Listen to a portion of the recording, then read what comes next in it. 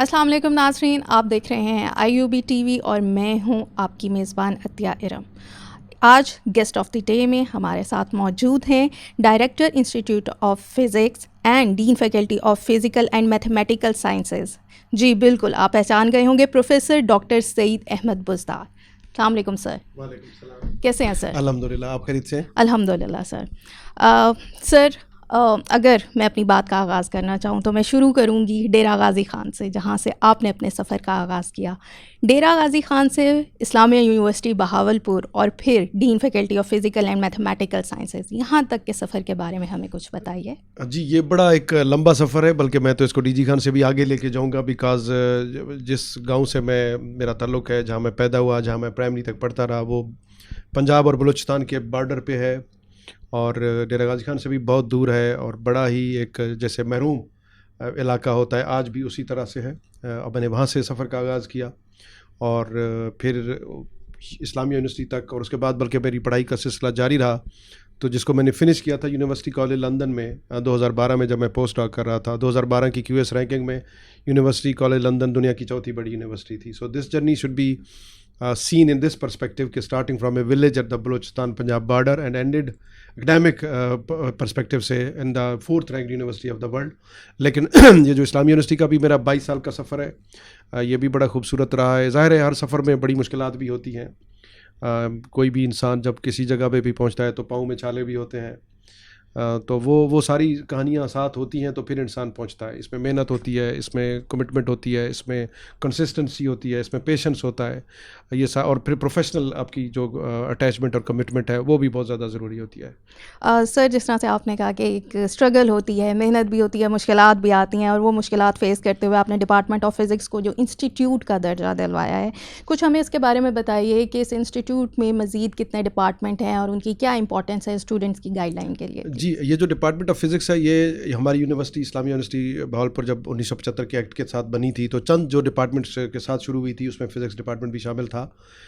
That was 1975۔ تو میں نے جب اس ڈپارٹمنٹ کا چارج لیا as the chairman of the department in 2018، تو میں نے سوچا کہ اب اس آج کے دور کے تقاضے 1975 کے تقاضوں سے بڑے مختلف ہیں، حالات بھی بڑے مختلف ہیں، دنیا کی اچھی یونیورسٹیز بہت کچھ ایسا کر رہی ہیں جو ہم نہیں کر رہے، تو ہمیں بھی وہ کرنا چاہیے، ایک چیز۔ دوسرے نمبر پہ میں ہمیشہ یہ سمجھتا ہوں کہ جب بھی آپ کو کوئی ذمہ داری ملے، اسپیشلی کوئی ٹینیور والی ذمہ داری، 3 سال 4 سال 2 سال، تو جس دن آپ کو وہ ذمہ داری ملے اور جس دن آپ وہ ذمہ داری چھوڑیں، تو کوئی فرق نظر آنا چاہیے کہ آپ نے اس ذمہ داری کو کیسے نبھایا۔ اگر آپ بھی اسی طرح روٹین کی ایکٹیویٹیز چلاتے رہے تو چل تو چیزیں جاتی ہیں، یونیورسٹی کو بھی چلا لینا آسان ہے، ڈپارٹمنٹ کو چلا لینا آسان ہے، ملک کو چلا لینا آسان ہے، لیکن ملک کو بنانا، یونیورسٹی کو بنانا، کسی بھی ادارے کو، کسی ڈپارٹمنٹ کو بنانا، اس کو اپ گریڈ کرنا، اس کو ڈیولپ کرنا، یہ میری انٹینشن تھی، اور اس وجہ سے میں نے پھر اس کو اپ گریڈ کیا کہ آج کے دور میں فزکس کی جو کنٹریبیوشن ہے دنیا بھر کی اچھی یونیورسٹیز میں، چونکہ ٹیکنالوجی کا دور ہے، سائنس کا دور ہے، تو اس کے لیے اگر ہم اسی پرانے فارمیٹ میں چلیں گے تو وہ شاید ہم اپنے جو ایمز اینڈ آبجیکٹیوز ہیں وہ ہم اچیو نہ کر پائیں۔ اس کے لیے پھر ہم نے اس کو انسٹیٹیوٹ بنایا، اور اس میں 11 ڈسپلنس کرنٹلی، جس میں سب سے ہمارے ٹاپ پہ جو ہمارا میڈیکل فزکس ریسرچ گروپ ہے، اس میں مٹیریل سائنس ہے، کمپیوٹر سیمولیشن گروپ ہے، کنڈنس میٹر فزکس ہے، جیو فزکس ہے جس کو ہم ارتھ سائنس کہتے ہیں، اسپیس سائنس ابھی ہم نے شروع کرنا ہے، ہائی انرجی فزکس ہے۔ تو یہ سارے مل کے انشاءاللہ ایک اچھا امپیکٹ کریٹ کریں گے سوسائٹی کے لیے بھی، اور اس ادارے کے لیے بھی، اور انشاءاللہ ہیومینٹی کے لیے بھی۔ سر، میں چاہوں گی کہ اسٹوڈنٹس کے لیے آپ کچھ ہمیں بتائیں کہ فزکس کی جو انسانیت کے لیے خدمات ہیں اس کے اوپر تھوڑی سی روشنی ڈالیں۔ دیکھیے، فزکس تو ایسا سبجیکٹ ہے جو ابھی ہم بات کر رہے ہیں، یہ ریکارڈنگ ہو رہی ہے، یہ ٹرانسمٹ ہوگا، سب فزکس ہے۔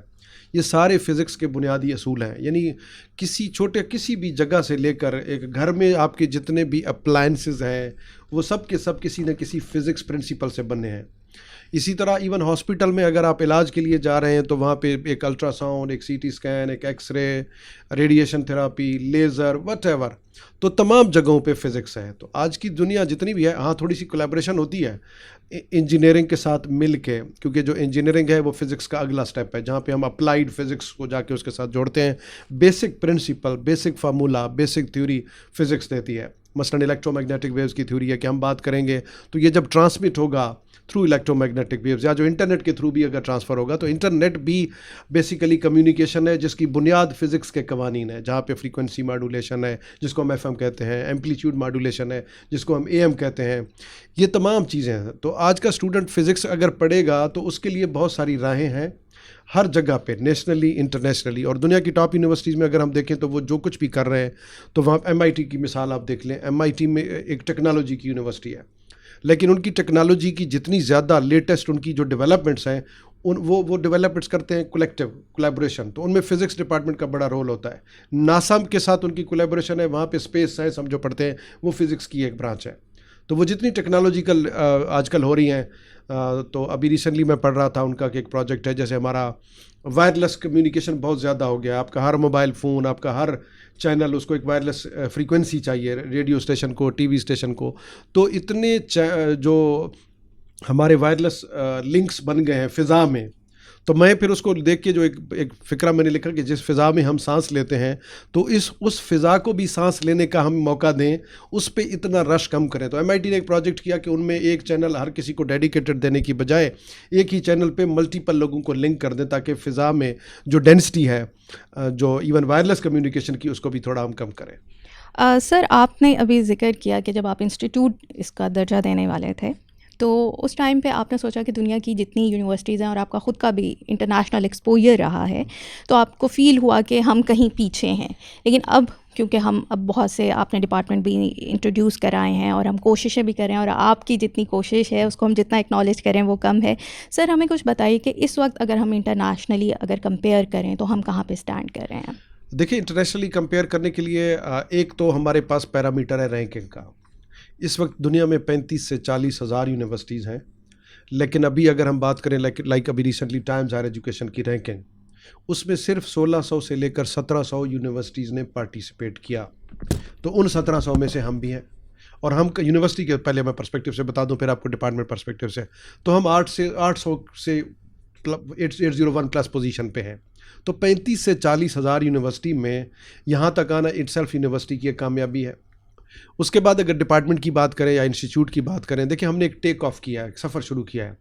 जो दुनिया की टॉप रैंक यूनिवर्सिटीज़ हैं, मैं तो हमेशा मेरे रोल मॉडल वही हैं, मेरी इंस्पिरेशन भी वही है।